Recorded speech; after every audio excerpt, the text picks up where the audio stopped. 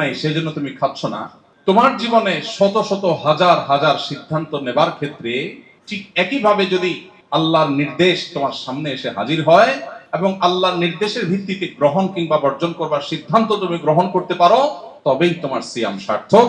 এবং মূলত তোমার সিয়াম বা রোজা তোমাদেরকে সামগ্রিক জীবনে যে রোজা রাখতে হয় সেই রোজা রাখতে তোমাকে সাহায্য করে। গোটা পৃথিবীর চতুর্দিকে আপনি যদি তাকান, এখন চতুর্দিকে একটি আহ্বান, সেটা হলো ভোগ করো, ভোগের দাওয়াত। ইসলাম শুধুমাত্র আমাদেরকে ত্যাগের কথা বলে, স্যাক্রিফাইসের কথা বলে। কেন? কারণ ত্যাগ এবং স্যাক্রিফাইস মানুষকে মানুষ করে তোলে। ভোগ এটা পশু পাখিও পারে, এটার জন্য কোনো যোগ্যতার প্রয়োজন হয় না, সবাই ভোগ করতে পারে। ত্যাগ সবাই করতে পারে না। সিয়ামের মধ্যে দেখুন আপনি, আল্লাহ তাআলা আমাদেরকে তিনটা জিনিস ত্যাগ করতে বলছেন: পান, আহার, যৌনতা। গোটা পৃথিবীতে যত অপরাধ হয়, এই অপরাধগুলো বেসিক্যালি মানুষ পুণ্যবৃত্তি কিংবা যৌনবৃত্তির কারণে করে। আর এই দুইটাকে কন্ট্রোল করার ট্রেনিং আল্লাহ দিচ্ছেন সিয়ামের মাধ্যমে। আমরা সিয়ামের মাধ্যমে বিরত থাকার প্রশিক্ষণ নিচ্ছি। কেন নিচ্ছি?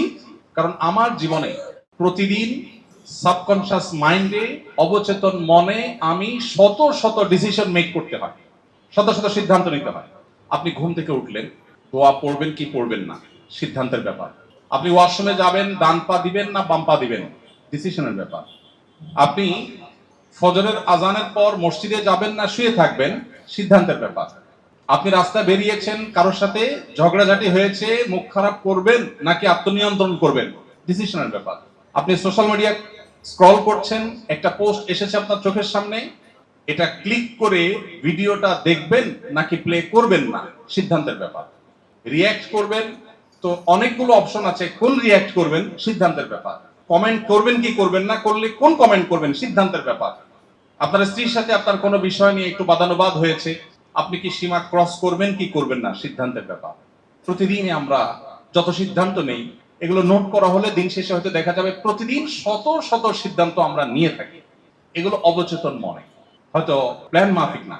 সিয়াম আমাদের জীবনে সেই সিদ্ধান্ত গ্রহণ করার ক্ষেত্রে গুরুত্বপূর্ণ ভূমিকা রাখতে সাহায্য করে। কিভাবে? এখন আর আধা ঘন্টা পরেই আমরা ইফতারের জন্য প্রস্তুতি নিব, ইফতার করবো ইনশাআল্লাহ। সবাই এখন ক্ষুধার্ত প্রায়। ইফতারের রকমারি পসরা সাজিয়ে আমরা যখন বসি, একদিকে পেটে প্রচন্ড ক্ষুধা, অপরদিকে মুখরোচক সব খাবার আমাদের সামনে আছে, আমরা চাইলেই খেতে পারি, কিন্তু আমরা অপেক্ষা করি আজানের। কেন অপেক্ষা করি? খাবারও আছে, ডিমান্ডও আছে, বাট আমি খাচ্ছি না। কেন খাচ্ছি না? আল্লাহ রাব্বুল আলামিনের এখনো খাবারের পারমিশন হয়নি। এই যে ডিসিশন মেক করছি আমি, যে আমি এখন খাবো না, আমি সূর্য ডোবার পরে খাবো, কারণ আল্লাহ বলেছেন আতিম্মুস সিয়ামা ইলাল লাইল, সিয়ামে কন্টিনিউ করো, রোজা কন্টিনিউ করো সূর্য ডোবা পর্যন্ত। এই যে আমি কন্টিনিউ করব সূর্য ডোবা পর্যন্ত, এটা আল্লাহ নির্দেশের ফলে। সিয়াম আমাদেরকে বলে, তোমার সামনে মুখরোচক এত চমৎকার খাবারের ডালা সাজানো আছে, পেটে ক্ষুধা আছে, বাট আল্লাহর অনুমোদন নাই সেজন্য তুমি খাচ্ছ না। তোমার জীবনে শত শত হাজার হাজার সিদ্ধান্ত নেবার ক্ষেত্রে ঠিক একইভাবে যদি আল্লাহর নির্দেশ তোমার সামনে এসে হাজির হয় এবং আল্লাহর নির্দেশের ভিত্তিতে গ্রহণ কিংবা বর্জন করবার সিদ্ধান্ত তুমি গ্রহণ করতে পারো, তবেই তোমার সিয়াম সার্থক। এবং মূলত তোমার সিয়াম বা রোজা তোমাদেরকে সামগ্রিক জীবনে যে রোজা রাখতে হয় সেই রোজা রাখতে তোমাকে সাহায্য করে। কারণ রোজা যদি তাকে তার সামগ্রিক জীবনের সিদ্ধান্তকে নিয়ন্ত্রণ করতে শিখায়, ইফতার এর ওয়াক্ত হওয়ার আগ পর্যন্ত যেরকম সংযমী থাকেন তিনি, আমার সামনে ঘুষ নেওয়ার সুযোগ আছে, এদিকে আমার টাকার দরকারও আছে, কিন্তু আল্লাহর অনুমোদন নাই, আমি বিরত থাকলাম।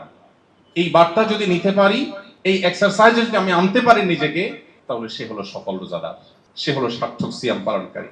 আর যার সিয়াম তার সামগ্রিক জীবনে কোনো পরিবর্তন আনলো না, তার জীবনে কোনো সিদ্ধান্তের মধ্যে কোনো হেরফের হলো না, সে শুধু সাহারি খেলো আর ইফতার করলো, তারাবি পড়লো আর রোজা রাখলো, কোরআন এবং হাদিস বলছে এই সিয়াম সেই সিয়াম নয় যে সিয়াম আপনাকে জান্নাত পর্যন্ত নিয়ে যাবে, যেটা আপনার জীবনকে, আমাদের জীবনকে সার্থক করবে। রব্বে করিম আমাদেরকে সিয়ামের সে মর্মকে অক্ষরে অক্ষরে উপলব্ধি করে শুধু এই 12 বা 14 ঘন্টার রোজা নয়, সামগ্রিক জীবনটাকে আল্লাহ তাআলা রোজায় পরিণত করার তৌফিক দান করুন।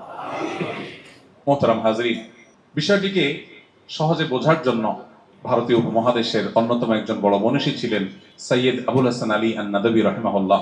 তিনি অত্যন্ত চমৎকার একটি উপমা দিয়েছেন। তিনি বলেছেন, রমজানের রোজা এটা একটা রোজা, আমাদের জীবনে রোজার আরেকটা পার্ট আছে, আরেকটা অপশন আছে, আরেকটা রোজার আরেকটা ভার্সন আছে। কি সেটা?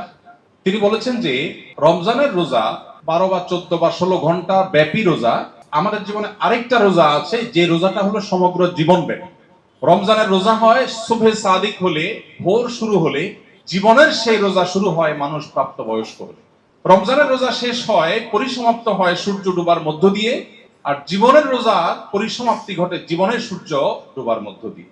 রমজানের রোজায় কিছু জিনিস আমাদের জন্য নিষিদ্ধ, সামগ্রিক জীবনের রোজায়ও আমাদের জন্য কিছু জিনিস নিষিদ্ধ। রমজানের রোজায় যদি কেউ অনিচ্ছাকৃতভাবে কিছু খেয়ে ফেলে, না জেনে খেয়ে ফেলে, আল্লাহর পক্ষ থেকে মাফ হয়। জীবনের রোজায় যদি কারোর ইচ্ছার বাইরে কিছু ঘটে যায়, সেটাও আল্লাহ মাফ করে। রমজানের রোজা ভেঙে ফেললে তার কাজা আদায় করতে হয়, জীবনের রোজা ভেঙে ফেললে তওবার মাধ্যমে সেটা রিকভার করতে হয়। পার্থক্য এতটুকু, রমজানের রোজা একবার যদি ভেঙে যায়, হুবহু এই রোজাটা আরেকবার রাখার সুযোগ জীবনে আর কখনো হয় না। তবে কাজা করা যায়। আর জীবনের রোজা যদি কেউ ভেঙে ফেলে আর এই অবস্থায় তার মৃত্যু হয়, তো এটাকে আর রিকভার করার কোনো সুযোগ থাকে না।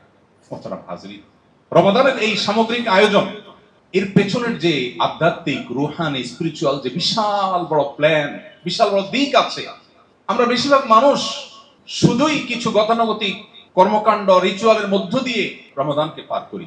সেই অন্তর্নিহিত দিকটাকে আমরা সেভাবে উপলব্ধি করতে পারি না।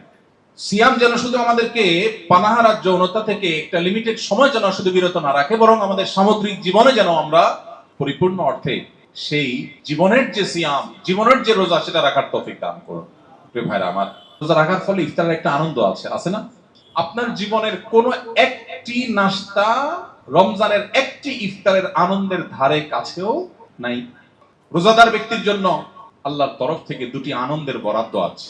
একটি আনন্দ নগদ, আরেকটা বাকি। নগদ আনন্দটা হলো বান্দা যখন ইফতার করে অথবা যখন ঈদ উদযাপন করে, সেটাও এক প্রকারের ইফতার। 30 দিনের রোজা ভঙ্গ হয় ঈদের মাধ্যমে। ইফতারের সময় যে আনন্দ, আল্লাহ বলছেন এটা আল্লাহর প্রদত্ত আনন্দ।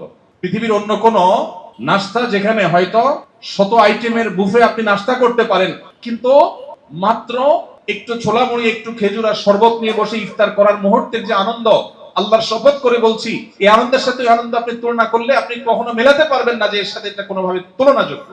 ঠিক না ঠিক?